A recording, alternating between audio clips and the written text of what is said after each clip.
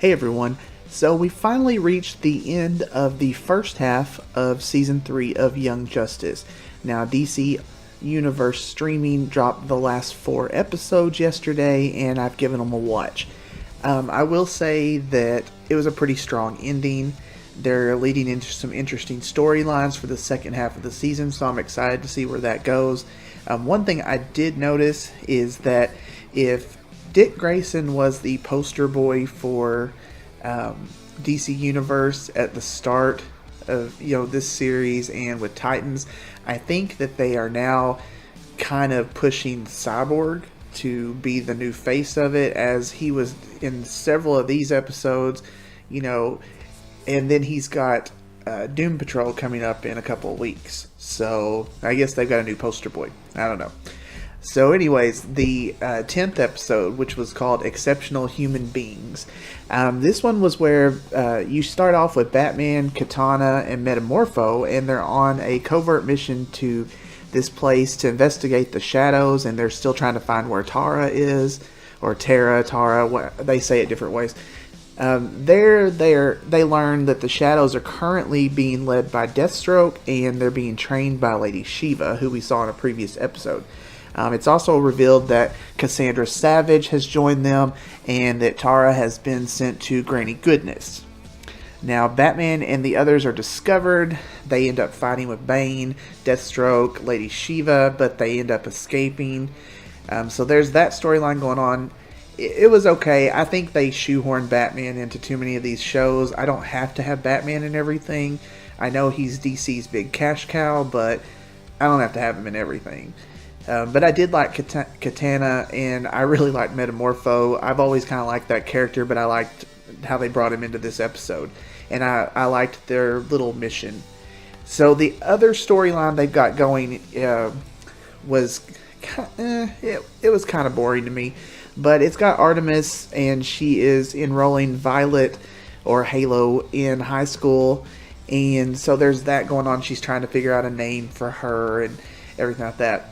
And then also you have a really quick little scene with Will Harper and Jade, who she's lurking in the shadows. She comes to say goodbye, and she tells Will that he should move on.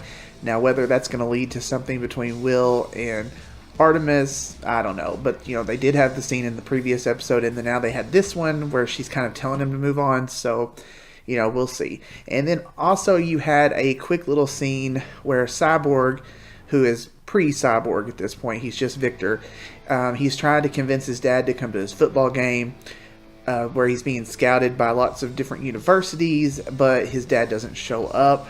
And I found it was a little weird to have the voice that I've come to know as Cyborg. He's voicing several characters in this. He's voicing Aqualad, he's voicing Black Lightning, and now he's voicing Cyborg's dad, but he's not voicing Cyborg, which is weird. Although he was voicing a teammate of Victor's, and he was even saying Booyah and everything like that, and all I could think of was Teen Titans and Teen Titans Go, so it was very confusing. Now, in episode 311, which is called Another Freak, it starts out with the explosion that ultimately leads to Victor Stone becoming Cyborg. His father uses a father box to try and heal him, but it basically there's like a computer cocoon or something, cybernetic cocoon that goes around Victor, which is going to lead to him becoming Cyborg. Other places in the episode, you've got Halo and Forager, who are starting their first day at high school. I didn't really understand why Geoforce didn't go, because I thought they were all supposed to be about the same age, but maybe maybe there's 1 or 2 years difference. I don't know. They give Forager this little glamour charm, and they give him this new name, Fred Bug, and he says it 85,000 times and just really gets on my nerves, like he has in most of the series so far. I just think he's trying too hard. When they're at school, they meet this other girl whose name is Harper, and she looks vaguely familiar. I don't know if she's supposed to be someone or what. But during the episode, Halo has, she's having like weird feelings, and suddenly she has this new purple aura, and it actually opens up a boom tube, and she transports herself to where Cyborg is, and she discovers him. Now, he's going crazy because he's under the influence of the Father Box, and she uses her purple aura to kind of cleanse him of the Father Box's influence, and then she transports them back to Happy Harbor. So you've got that storyline going on. Now Cyborg is officially one of the team, I guess. And then also you have another little scene where Dick meets with Geoforce to kind of update him on Tara, and then they have kind of a heart-to-heart, and he tells him to let go of this past, and he tries to move on. Now, the 12th episode was kind of trippy. It was called Nightmare Monkeys, which was a really weird name. This one all centers on Beast Boy, and to me it was almost like a little promotion for the upcoming Doom Patrol, just because it mentions it quite a bit. They even go so far as to kind of make their own version of Teen Titans Go, but instead of Teen Titans Go, it's called Doom Patrol Go. Has the same kind of animation, even the same voice actor playing Beast Boy, but it's about the Doom Patrol. But you did hear a lot of the Teen Titans voice cast in it, so I thought that was kind of a neat little nod, because despite what a lot of people think, I love Teen Titans Go. I think it's hilarious. It doesn't take itself too seriously, and I know a lot of people who were hardcore fans of the Teen Titans TV show really hated that Teen Titans Go came about.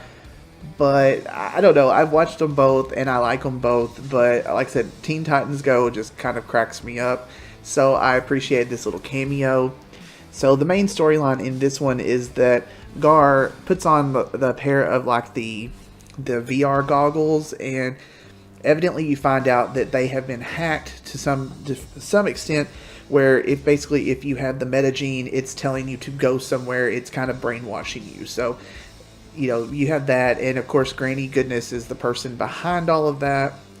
Like I said, Gar gets stuck in this weird fantasy thing. You see former team members, you see the Teen Titans Go thing, you see visions of his mother, you see visions of Elastigirl or Plastic Girl, I forget what her name is, who's going to be on Doom Patrol. She's in there, and so you've got all that. Now the second story is about, the rest of them are in Happy Harbor. Cyborg's kind of meeting the Outsiders, and he tells him where his cybernetics came from, the Father Box. Upon hearing that, Sphere attacks him, and the Father Box programming reasserts itself until Halo kind of cleanses him again. And then they kind of figure out at this point that Halo is she has the soul of the Mother Box, which is the source of her powers. So it's kind of like she is the body of Gabrielle, but she's not Gabrielle. She is essentially a Mother Box. Also, at the end of this episode, it is revealed that Halo and Geoforce are together, which I thought they were hinting at that in the last episode, or the last week's episodes, pretty heavily, so this does come to pass. Now, in the final episode, which is the mid-season finale, the team goes on this covert mission to raid one of the metahuman trafficking places, which is run by Granny Goodness. It's basically kind of like this metahuman fight club, and I guess if you can bid on them and I guess win them, I guess. So some of the team goes for that one. They see that Tara's there, and it's kind of anticlimactic in the sense that they basically just buy her back. That's just how they get away with it. It was, like I said, it was really anticlimactic, is what I thought. Now, the other part of the episode, you've got Halo, and then the doctor that was in Markovia, and you have Cyborg, and they're all staying back in Happy Harbor. And Halo is just freaking out because Geoforce is gone, and apparently she's just so in love with him, and she's so worried that something's going to happen to him. And they calm her down, and then something goes wrong, and the Father Box once again takes control of Cyborg. And he goes through the house, and he's trying to kill Halo, and it's basically Mother Box versus Father Box. And there's like a fight there, but once again, Halo cleanses Victor of the father box, and supposedly it's once and for all. We'll kind of see. And then towards the end of the episode, you have Tara, who has joined up with the Outsiders. She's back home with them, and I thought it was a little too good to be true, and I really thought that they might be going in this direction. But at the very end of it, which is like the next day or something, she wakes up early, and then she sends a text to Deathstroke saying that she is in. So we've kind of got the Judas Contract storyline from Teen Titans. It's just playing out in this, which was always a pretty good storyline. I liked the Teen Titans movie they made with it, and the times that they recreated it in Teen Titans, the original series. So this should be interesting to see how it goes. Now, overall, I liked these 4 episodes. It's going to be probably June or July, I think, when Young Justice comes back. So it's going to be a little bit of a wait, but I think it's pretty good to split it up like this. And, you know, in about 2 weeks, we've got Doom Patrol coming out. So there's always going to be something pretty steady. Overall, I would say this half of the season has been a bit of a mix. There's been some really good episodes. There's been some episodes that were just kind of meh. So, you know, it's been decent overall. I don't know if I would go back and rewatch all of them. I'd probably just skip around to the ones that I liked the most. Probably for me, the best episode of the whole season was the one where they were fighting the League of Assassins, and you saw Ra's al Ghul and Talia and Damian Wayne and Jason Todd. So to me, that was probably my favorite episode of the season. But, you know, we'll see how the next half goes. So anyways, thanks for listening. I hope everybody has a great day. We'll see you later.